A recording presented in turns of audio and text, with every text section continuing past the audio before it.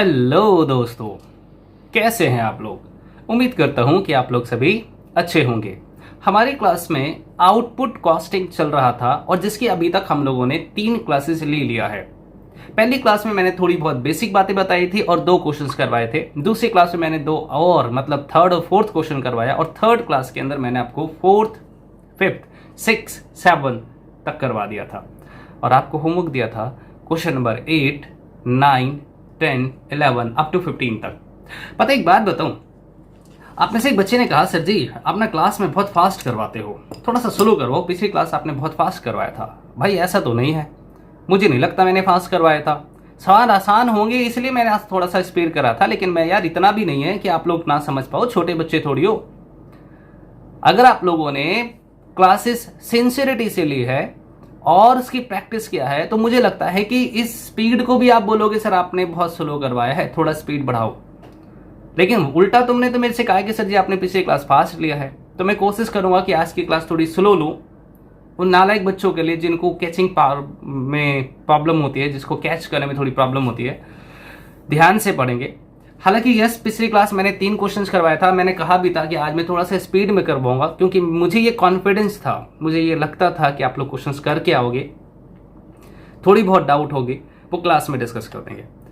लेकिन आप में से जिस बच्चे ने मेरे को बोला है, मैं नाम नहीं लूंगा यहाँ पर, कि सर क्लास फास्ट थी, इसका मतलब उन्होंने पिछली क्लासेस को सीरियसली नहीं लिया। और चलो लिया भी है ना तो बस एज इट इज मूवी की तरह देख लेते हैं।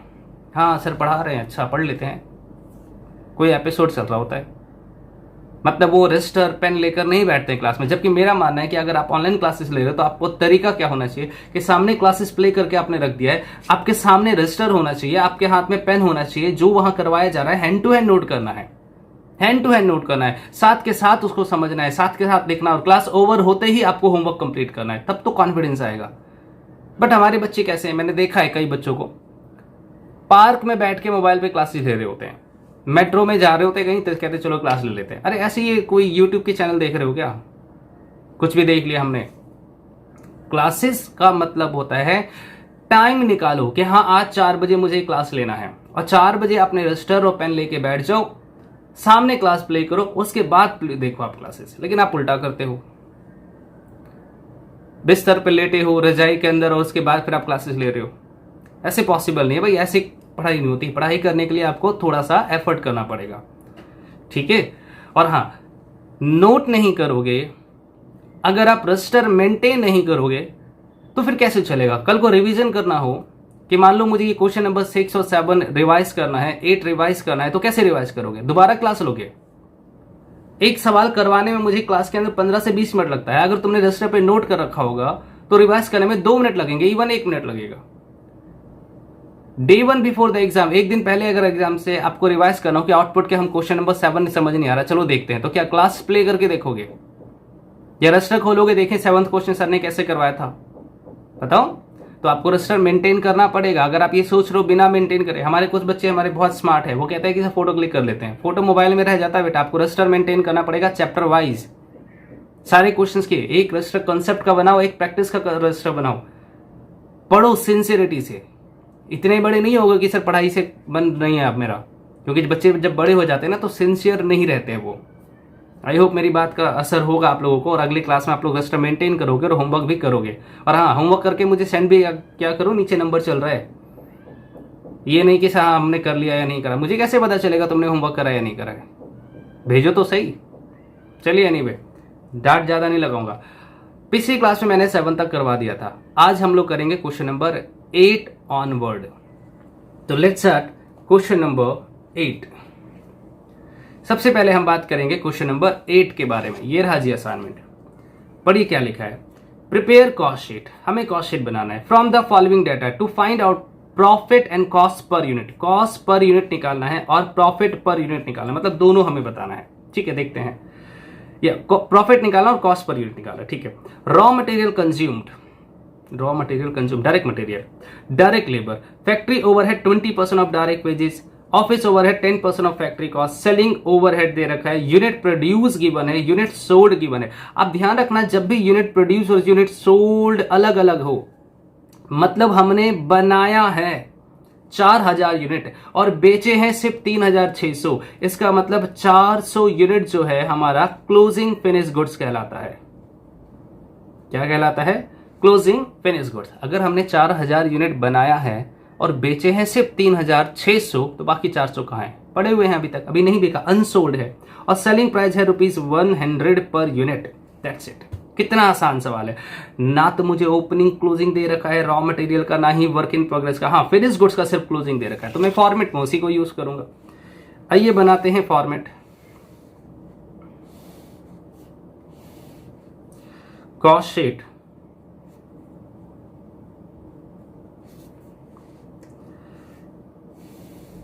पर्टिकुलर अमाउंट, याद है ना फॉर्मेट। ओपनिंग क्लोजिंग दिखाऊंगा नहीं, मैं सीधा कहां स्टार्ट करूंगा? डायरेक्ट मटेरियल, डायरेक्ट लेबर और डायरेक्ट एक्सपेंस। जब इन तीनों को प्लस माइनस करेंगे, हालांकि प्लस ही होता है ये, तो ये कहलाता है prime cost. Prime cost plus करते हैं फैक्ट्री ओवरहेड, ये कहलाएगा फैक्ट्री कॉस्ट। प्लस करेंगे ऑफिस ओवरहेड, तो ये कहलाएगा gross office cost. Sir gross क्यों? क्योंकि फिनिश गुड्स का हमें क्लोजिंग बैलेंस गिवन है। ग्रॉस ऑफिस कॉस्ट प्लस करेंगे ओपनिंग फिनिश गुड्स जो कि नहीं दे रखा, माइनस करेंगे क्लोजिंग फिनिश गुड्स जो कि हम ऑलरेडी निकाल चुके हैं। कितना? 400 unit. At the rate of वो हम पता लगा लेंगे, डिवाइड करेंगे, माइनस करेंगे, तो ये आ जाएगा ऑफिस कॉस्ट। प्लस करेंगे सेलिंग एंड डिस्ट्रीब्यूशन ओवरहेड। जैसे ही सेलिंग एंड डिस्ट्रीब्यूशन ओवरहेड जोड़ेंगे, क्या आ जाएगा? Cost of sale. इसमें हम प्रॉफिट ऐड करेंगे, प्लस प्रॉफिट, तो क्या निकलेगा? सेल। ठीक है, आइए पढ़ते हैं सवाल, देखते हैं क्या क्या इंफॉर्मेशन गिवन है, एक एक करके हम इसमें पुट करेंगे। तो सबसे पहले मुझे गिवन था रॉ मटेरियल कंज्यूम 1,60,000 का, तो डायरेक्ट मटेरियल हमें गिवन है 1,60,000। डायरेक्ट लेबर गिवन है 80,000 का, 80,000। इसके बाद कहता है फैक्ट्री ओवरहेड, ध्यान से पढ़ना बेटा। फैक्ट्री ओवरहेड ये गिवन है 20% of direct wages. Factory overhead है 20% ऑफ डायरेक्ट लेबर। अब बताओ ना डायरेक्ट लेबर कितना है? 80,000। 80,000 का 20% बता दो, 16,000, 16,000। ठीक है, ये देखो सवाल यहां लिखा है फैक्ट्री ओवरहेड है 20% of direct wages. Office overhead है 10% of factory cost. Office overhead है 10% ऑफ फैक्ट्री कॉस्ट। तो पहले फैक्ट्री कॉस्ट निकालना पड़ेगा ना भाई मेरे, तो आइए पहले इनको जोड़ लेते हैं, ये नहीं दे रखा। तो 160 प्लस 80 दैट इज 240, 2,40,000 प्लस करेंगे 16,000, ये आ गया 256, 2,56,000। अब 256 का कितने परसेंट? 10% है ना, फैक्ट्री कॉस्ट का 10%, तो ये आ जाएगा 25600, 25,600 प्लस करेंगे 25,600, तो ये आ गया 281,600। अब यहां रुक जाओ। अब क्लोजिंग स्टॉक हमें दे रखा है 400 unit, but at the rate of कितना? तो सर ये देखो, हमने 2,81,600 रुपए खर्च करके कितने यूनिट प्रोड्यूस करे? 4,000। तो एक यूनिट का कॉस्ट निकाल लो, तो हम यहां निकालेंगे cost per unit. Cost per unit कैसे निकालेंगे? टोटल कॉस्ट, ये आप इसे बोल सकते हो office cost divided by unit produce. Unit produce. Office cost है 281,600, हमने यूनिट बनाया है 4,000। तो एक यूनिट की कॉस्ट कितनी हो गई? तो 281,600 डिवाइडेड बाई 4,000 दैट इज 70.4 70.4 ये हमने पर यूनिट कॉस्ट निकाल दिया। ठीक है, अब यही 70.4 यहां मल्टीप्लाई कर दो पर यूनिट कॉस्ट, तो 400 यूनिट का कॉस्ट पता चल जाएगा। ये आ गया 28160। एक बार चेक करो, अगर किसी को कोई दिक्कत है तो पहले पूछ लो। अगर किसी को कोई दिक्कत है तो आप मेरे से पहले पूछ लो, फिर हम आगे कैरी ऑन करेंगे। ठीक है जी, कोई प्रॉब्लम है? मैंने क्या करा, टोटल कॉस्ट लिया और डिवाइडेड बाय मैन्युफैक्चरिंग यूनिट, जितने यूनिट हमने मैन्युफैक्चर किया है डिवाइड कर दिया। ठीक है, अब इनको जोड़ देते हैं, माइनस करते हैं, सॉरी माइनस है ना, तो ये आ गया 281,600 माइनस 28160 कितना आया जी?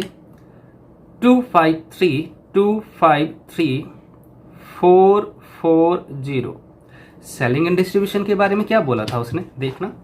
सेलिंग एंड डिस्ट्रीब्यूशन ओवरहेड 12,000 दे रखा है मुझे, 12,000 पुट कर दो जी यहाँ भी 12,000। जैसे ही हम इसमें 12,000 प्लस करेंगे, ये आ गया 265,440। अब प्रॉफिट के बारे में उसने क्या बोला, सर वो निकालना है। हाँ, सेलिंग प्राइस उसने बता दिया था @100। और कितने यूनिट हमने सेल करा, 3600 लिखा था ना, ये देखो unit sold 3600, selling price 100 rupees per unit, तो मल्टीप्लाई कर दो 3,60,000 3,60,000। तो क्या प्रॉफिट बता सकते हो? हाँ सर, बैलेंसिंग फिगर से निकाल लेंगे ना। और बैलेंसिंग फिगर से कितना आएगा, 3,60,000 minus 265,440 that is 94,560 balancing figure. लीजिए, सवाल खत्म। कितना आसान सवाल था बताओ। जल्दी से क्वेश्चन कॉपी कीजिए, जल्दी जल्दी फटाफट स्पीड में कॉपी कीजिए इसको। फिर हम लोग करेंगे क्वेश्चन नंबर 9। ये बच्चे ने तो बोला समझ ही नहीं आया सर उसने क्या लिखा है। बच्चे ने मेरे से कहा है सर समझ नहीं आया उसने लिखा क्या है, तो इसलिए मैं क्वेश्चन नंबर 9 अभी करवाने वाला हूं। जल्दी से इसको कॉपी कर लीजिए। हाँ, कई बच्चे कह रहे सर ये तो हमारा हो गया था, बस थोड़ा सा कैलकुलेशन मिस्टेक था। कोई बात नहीं भाई, गलतियां इंसान से होती है। ये लो, बाकी का पोर्शन आपको दिख रहा है, जल्दी से कॉपी करो। फिर हम लोग करेंगे क्वेश्चन नंबर 9।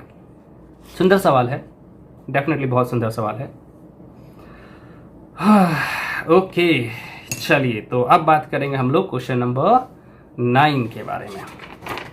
आसान है ना वैसे, बताओ। जिन बच्चों ने कॉस्ट शीट कर रखा है, ईमानदारी से बताना, जिन बच्चों ने कॉस्ट शीट कर रखा है उनको ये बहुत ही आसान लग रहा होगा। और चलो जिन्होंने नहीं भी करा है कॉस्ट शीट, अब तो समझ आ गया होगा इतने सारे क्वेश्चंस करने के बाद। हाँ सर, थोड़ा बहुत तो आसान लग रहा है, और थोड़ा प्रैक्टिस करेंगे तो और आसान लगेगा। ठीक है, क्वेश्चन नंबर 9 पढ़ते हैं बेटा।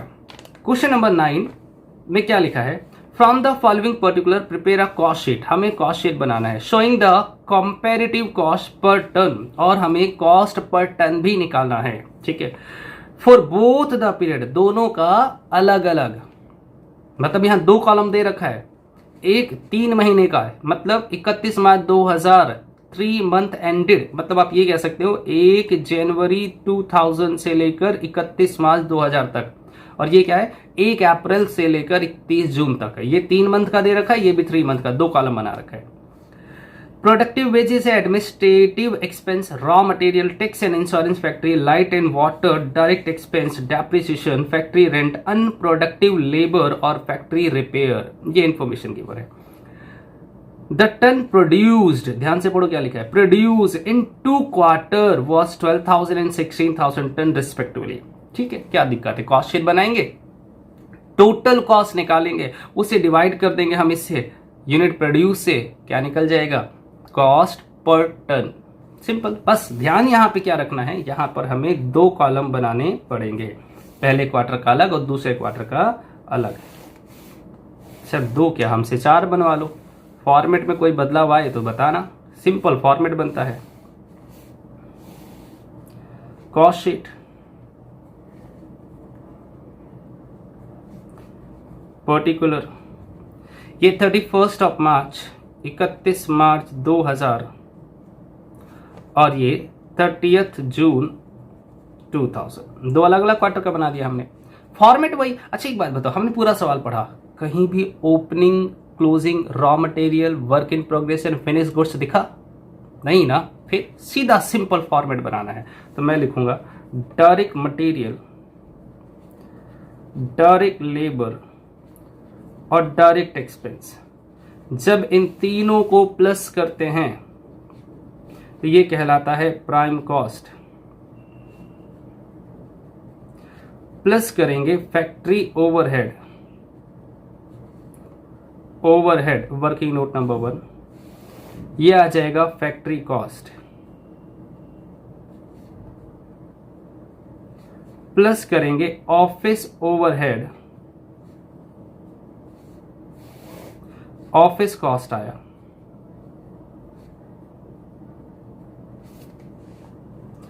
प्लस करेंगे सेलिंग एंड अरे रुको, सेलिंग एंड डिस्ट्रीब्यूशन तक जाने की जरूरत है क्या? हमसे मांगा क्या उसने? हमसे मांगा है टोटल कॉस्ट। कहीं भी पूरे सवाल में सेलिंग एंड डिस्ट्रीब्यूशन ओवरहेड है ही नहीं, क्योंकि हम माल बेच ही नहीं रहे। तो मैं यहीं पर क्या करूंगा, डिवाइड कर दूंगा यूनिट प्रोड्यूस से। यूनिट प्रोड्यूस जैसे ही डिवाइड करूंगा क्या आ जाएगा, cost per ton, cost per unit या पर टन, और मेरा सवाल खत्म हो जाएगा।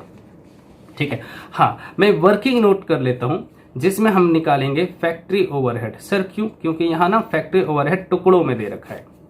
अब फैक्ट्री ओवरहेड के लिए भी मैं 2 कॉलम बनाऊंगा सिमिलर, एक 31 मार्च 2000 और एक 30 जून 2000 का। ठीक है जी, ठीक है सर। आइए पढ़ते हैं सवाल। ये रहा मेरा फॉर्मेट, हम पढ़ेंगे सवाल। सबसे पहले लिखा है प्रोडक्टिव वेजेस, इसका मतलब डायरेक्ट लेबर होता है भाई। 72 और 98, डायरेक्ट लेबर है 72 और 98। फिर है administration, office and administration overhead expense 12000 और 12000 दोनों का। ऑफिस ओवरहेड गिवन है 12000 और 12000। इसके बाद गिवन है रॉ मटेरियल 36 और 49 36,000 और 49,000 49,000। टैक्सेस एंड इंश्योरेंस, सर ये तो फैक्ट्री ओवरहेड में जाएगा, मैं वर्किंग नोट में दिखाऊंगा। टैक्सेस एंड इंश्योरेंस तो पहले क्वार्टर का है 750 और दूसरे क्वार्टर का भी है 750। Light and water, light and water पहले क्वार्टर का है 1000, दूसरे क्वार्टर का भी 1000 है। डायरेक्ट एक्सपेंस, सर ये तो फॉर्मेट में भी आता है, ये देखो डायरेक्ट एक्सपेंस है ना। डायरेक्ट एक्सपेंस कितना है, 9000 एंड 12,500, 9000 एंड 12,500, 12,500। इसके बाद है डायरेक्ट एक्सपेंस के बाद डेप्रीसिएशन, सर इसे भी हम वर्किंग नोट में दिखाते हैं फैक्ट्री ओवरहेड में। डेप्रीसिएशन कितने का है जी? डेप्रीसिएशन 2000 दोनों क्वार्टर का, 2000। इसके बाद है फैक्ट्री रेंट,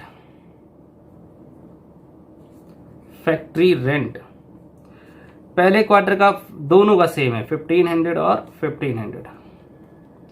इसके बाद है अनप्रोडक्टिव लेबर, अनप्रोडक्ट मतलब इनडायरेक्ट लेबर, पहले का है 30,000, दूसरे का है 41,000। इसके बाद गिवन है फैक्ट्री रिपेयर, फैक्ट्री रिपेयर्स 3000 और 4500। ठीक है, दैट्स इट। और नीचे लिखा था पर यूनिट प्रोड्यूस टन, मतलब पहले का है 12,000 और दूसरे का है 16,000। ये लो मैं दिखा देता हूं, ये देखो टन प्रोड्यूस इन 2 क्वार्टर 12,000 16,000। ठीक है, आइए एक काम करते हैं, पहले वर्किंग नोट का टोटल कर लेते हैं। करें total 750 plus 1000 plus 2000 plus 1500 plus 30,000 plus 3,000 38,250। इसका टोटल करते हैं 750 1000 2000 1500 41,000 और 4500 50,000 50,750। एक बार कैलकुलेशन चेक कर लेना, कैलकुलेटर अलाउड है आप लोगों को। कैलकुलेशन चेक कर लेना। 38,250, 50,750, इसको पुट करो ऊपर। 38,250 को फैक्ट्री ओवरहेड में 38,250 और 50,750, ठीक है। अब हम इनको टोटल करने वाले हैं। करें टोटल। कहाँ गया भाई मेरा पेन, ये रहा। आइए फटाफट जल्दी से टोटल करते हैं। पहले हम फर्स्ट क्वार्टर का टोटल करेंगे, ठीक है। तो फर्स्ट क्वार्टर का टोटल आ गया 36,000 प्लस 72,000 प्लस 9,000, 1,17,000 प्लस 38,250, 1,55,250 प्लस 12,167,250। और जब हम इसे डिवाइड कर देंगे यूनिट से तो डिवाइडेड बाय 12,000, तो पर यूनिट आ गया 13.9375 है, तो मैं 94 कर देता हूँ। चलिए दूसरे को ऐड करते हैं। 49,000 प्लस 98,000 प्लस 12,500, 159,500 प्लस 50,750, 2,10,250 प्लस 12,000, 2,22,250, 2,22,250 और डिवाइड कर देंगे 16,000 से तो 13.890, तो 89। This is your answer. बहुत मुश्किल था ना, कुछ भी नहीं था। पता नहीं क्यों आप लोग मेरे से ये सवाल करवाते हो। ये सवाल तुम्हें खुद करना चाहिए था, लेकिन तुम लोग करते नहीं हो। समस्या ये है कि आप लोग प्रैक्टिस नहीं करते हो, सवाल को देखे बिना ही डर जाते हो। तो देखना जरूरी होता है, ठीक है, पढ़ना जरूरी होता है और सबसे इंपॉर्टेंट ट्राई करना जरूरी होता है।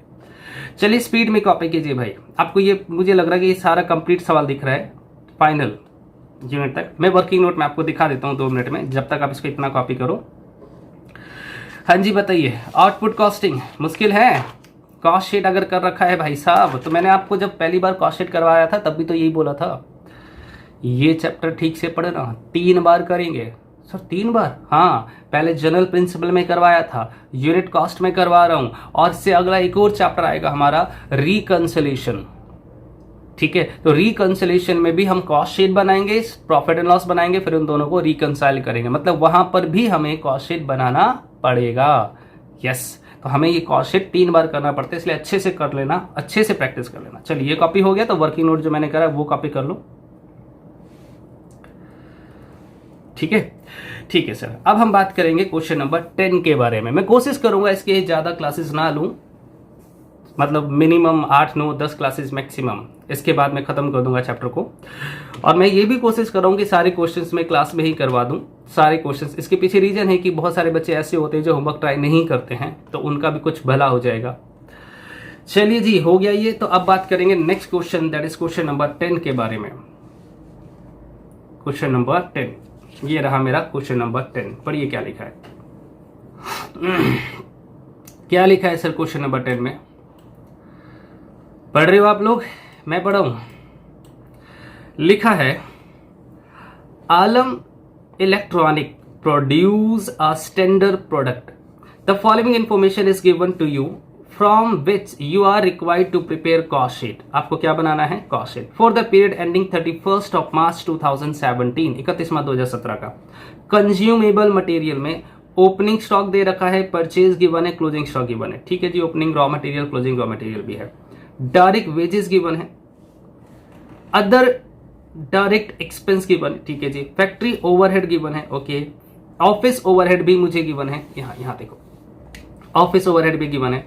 Selling and distribution expense ₹2 per unit sold, ठीक है, चलो ये भी कर लेंगे। यूनिट ऑफ फिनिश प्रोडक्ट, तो क्या लिखा है यहां पर?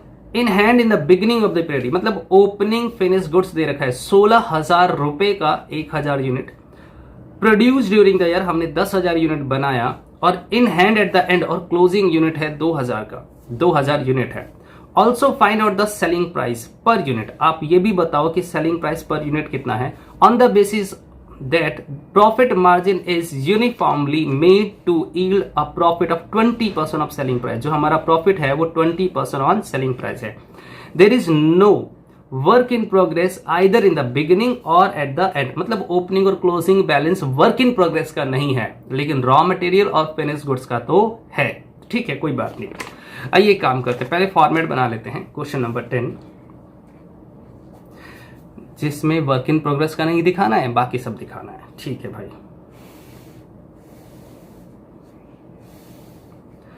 सच बताऊं तो ये भी बहुत आसान सवाल है। सौरभ, आप तो हर सवाल को आसान ही बोलते हो, कभी ऐसा सवाल है जो आप कहते हो कि बहुत मुश्किल है? बेटा आसान है तभी तो आसान कहता हूं ना, मुश्किल होगा तो मुश्किल बोलूंगा, मेरे को क्या है मुश्किल बोलने में, बताओ। चलिए बताओ ना, सबसे पहले फॉर्मेट में क्या लिखते हैं? चलो यहां लिखेंगे opening raw material plus purchase of raw material plus expense on purchase minus closing raw material. इनको प्लस माइनस करेंगे तो ये कहलाएगा डायरेक्ट मटेरियल कंज्यूम्ड, प्लस करेंगे डायरेक्ट लेबर, प्लस करेंगे डायरेक्ट एक्सपेंस। इनको प्लस माइनस करते हैं तो क्या आता है? प्राइम कॉस्ट या डायरेक्ट कॉस्ट, है ना। प्लस करेंगे फैक्ट्री ओवरहेड, यहां ग्रॉस तो नहीं बोलेंगे, इसे फैक्ट्री कॉस्ट बोल देंगे, क्योंकि वर्क इन प्रोग्रेस का ओपनिंग क्लोजिंग नहीं है। इसमें प्लस करेंगे ऑफिस ओवरहेड, यहां मैं बोलूंगा gross office cost, office cost. क्यों सर? क्योंकि फिनिश गुड्स का ओपनिंग क्लोजिंग मुझे गिवन है। ठीक है, तो प्लस करेंगे ओपनिंग फिनिश्ड गुड्स माइनस करेंगे क्लोजिंग फिनिश गुड्स, ये कहलाएगा ऑफिस कॉस्ट, प्लस करेंगे सेलिंग एंड डिस्ट्रीब्यूशन ओवरहेड, ये कहलाएगा cost of sale, cost of sale, plus करेंगे प्रॉफिट, और ये निकल कर आएगा हमारे पास सेल। अच्छा ये बताओ, मुझे सेल प्राइस पर यूनिट पूछा था या प्रॉफिट पर यूनिट पूछा था? वो कह रहा था सेलिंग प्राइस पर यूनिट। तो एक काम करो ना, सेल तुमने निकाल ही दिया ना, इससे ही डिवाइड कर देंगे, किससे? यूनिट सोल्ड से, कितने यूनिट हमने बेचा, तो क्या आ जाएगा? Sale price per unit. Direct हम निकाल लेंगे सेल प्राइस पर यूनिट। ठीक है, फॉर्मेट में दिक्कत है कोई? आइए पुट करते हैं, कितना सुंदर सा सवाल है, एक एक करके वैल्यू पुट करेंगे, हमारा आंसर आता जाएगा। बस छोटा सा कैलकुलेशन है बस। आइए ना देखते हैं। ओपनिंग स्टॉक 10,000, परचेज 85,000 और क्लोजिंग 4,000। पहले ये डाल लेते हैं। ओपनिंग स्टॉक हमारा 10,000, परचेज 85 और सेल हमें गिवन है और क्लोजिंग स्टॉक गिवन है 4,000। डायरेक्ट लेबर भी दे रखा है, क्या बात है, 20,000, 20,000 का डायरेक्ट वेजेस के नाम से। अदर डायरेक्ट एक्सपेंस भी गिवन है 10,000 का। इसके बाद फैक्ट्री ओवरहेड 100%, फैक्ट्री ओवरहेड ये रहा 100% किसका? Of direct labour, of direct labour. तो डायरेक्ट लेबर कितना? 20,000, तो फैक्ट्री ओवरहेड भी कितना आ जाएगा? 100% ऑफ 20,000 इज 20,000।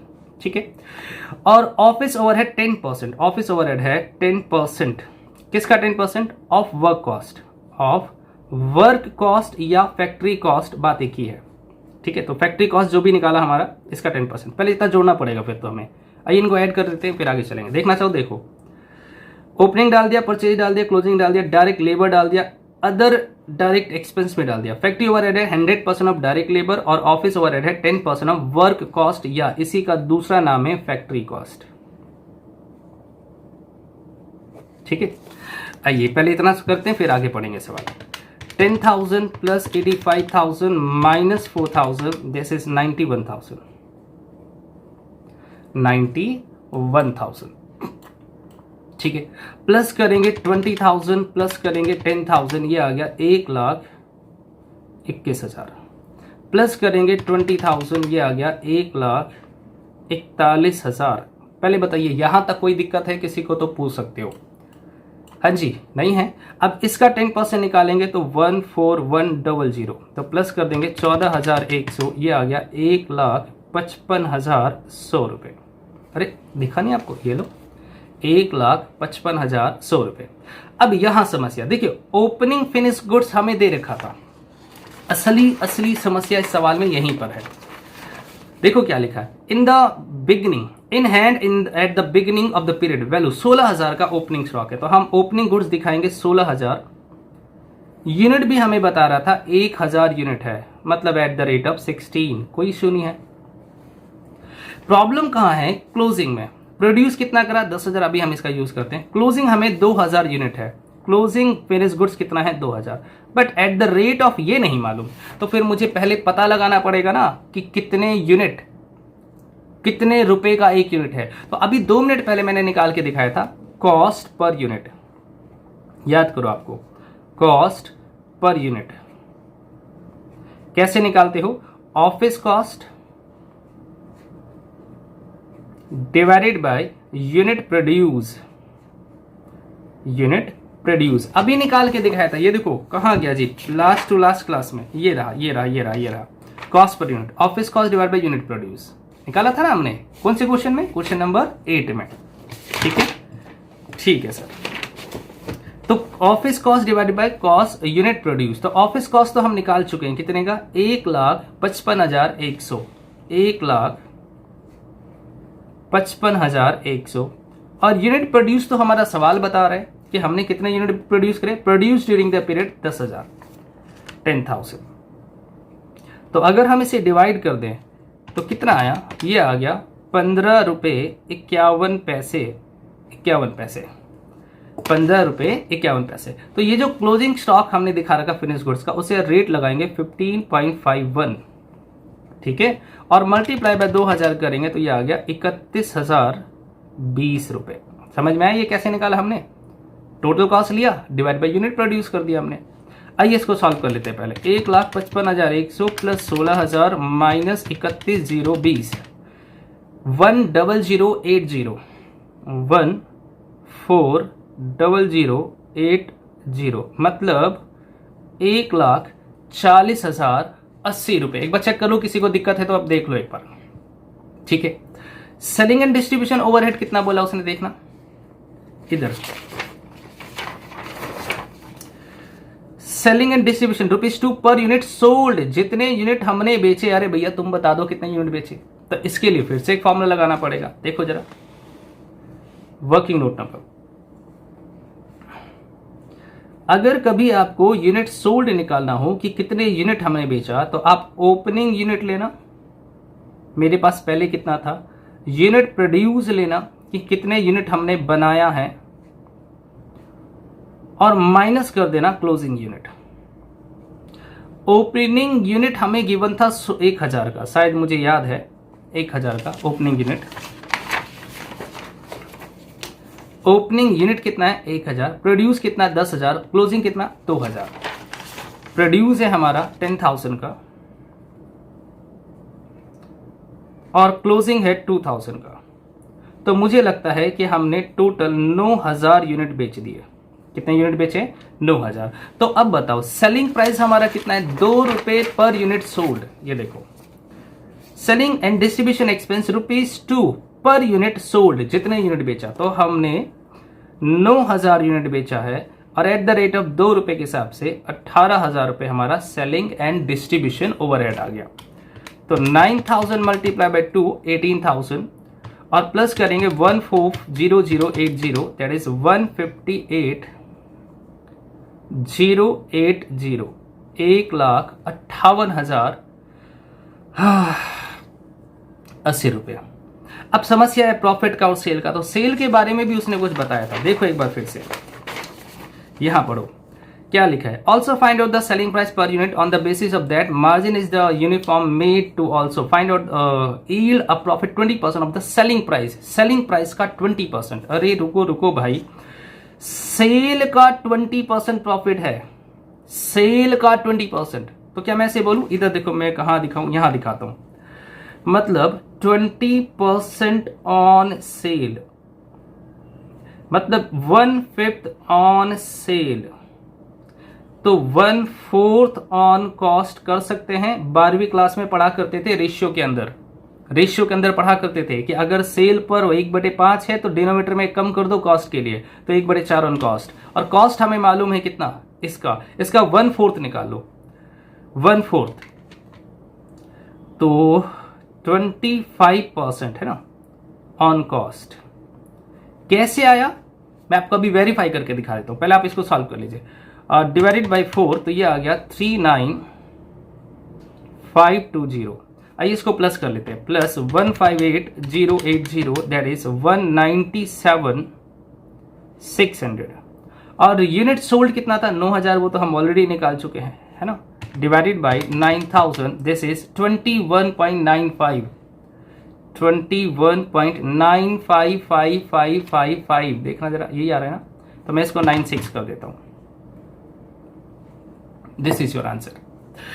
समस्या अब आपके दिमाग में क्या चल रहा है पता है, एक तो ये चल रहा सदी ये कहां से लिखा आपने, तो मैं सवाल फिर से पढ़ देता हूं, उसको वेरीफाई करके दिखाता हूं, टेंशन मत लो, मैं नोट करने का टाइम दे रहा हूं, टेंशन मत लो, बिल्कुल भी आराम से सवाल पढ़ो एक बार फिर से। क्या लिखा उसने, कहता है प्रॉफिट 20% ऑफ सेल, सेल का 20%, सेल कितना है नहीं मालूम, लेट करो, let sale is equal to x, तो प्रॉफिट कितना आ जाएगा, 10th में क्या करते थे और 11th 12th में भी करते थे हम लोग, 20% ऑफ एक्स या x बाई 5 चलेगा। फॉर्मूला क्या होता है sir, cost plus profit is equal to sale, यही होता है ना। कॉस्ट कितना है सर, ये रहा ना कॉस्ट, कॉस्ट ऑफ सेल 1,58,080 रुपए, 1,58,080 रुपए, 1,58,080 रुपए।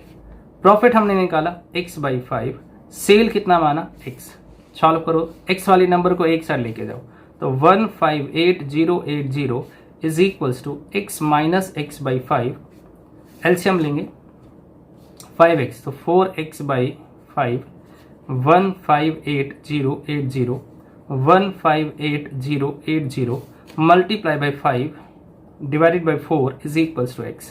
सॉल्व कीजिए तो ये आ गया 158080 multiply by 5 divided by 4 that is 197600 is equals to x। x मतलब क्या, सेल। देखना हमने क्या निकाल रखा है 197600, ठीक है। तो आप वैसे भी कर सकते हो मैथमेटिकल फॉर्मूले से, अदरवाइज मैंने शॉर्टकट तरीका बता रखा है। मैं 12th क्लास में रेशियो एनालिसिस में कॉस्ट ऑफ गुड्स सोल्ड को निकालने का शॉर्टकट तरीका और ये दोनों बताता हूँ, जो आपको ठीक लगे आप अडॉप्ट कर लेना। आप पहले कॉपी के लिए, फिर मैं पिछले वर्किंग नोट भी दिखाता हूँ पीछे वाला। अब जल्दी से लेकिन कॉपी करेंगे, फैक्ट्री कॉस्ट तक तो आपको दिख रहा है, आप यहां तक कॉपी कीजिए। हो गया, राइट हो गया। वीडियो पॉज करके कॉपी करो भाई, ऐसे थोड़ी है। ये लो, बाकी का पोर्शन आपको दिख रहा है। फैक्ट्री कॉस्ट के बाद छोटा सा और मिस कर रहा हूं मैं, ये देखो अब कंप्लीट आ गया। ये वाला भी कॉपी कर सकते हो। फिर नीचे जो इंपॉर्टेंट वर्किंग नोट है वो दिखा देता हूँ। कैलकुलेशन वाला तो नहीं भी करोगे तो कोई दिक्कत नहीं, बट एटलीस्ट ये तो करो। तो ये तो फेयर वर्क है सारे। चलिए हो गया जी। अब नीचे का वर्किंग नोट, और नीचे मैं दिखाऊंगा तो कहीं छिप ना जाए मेरे पीछे।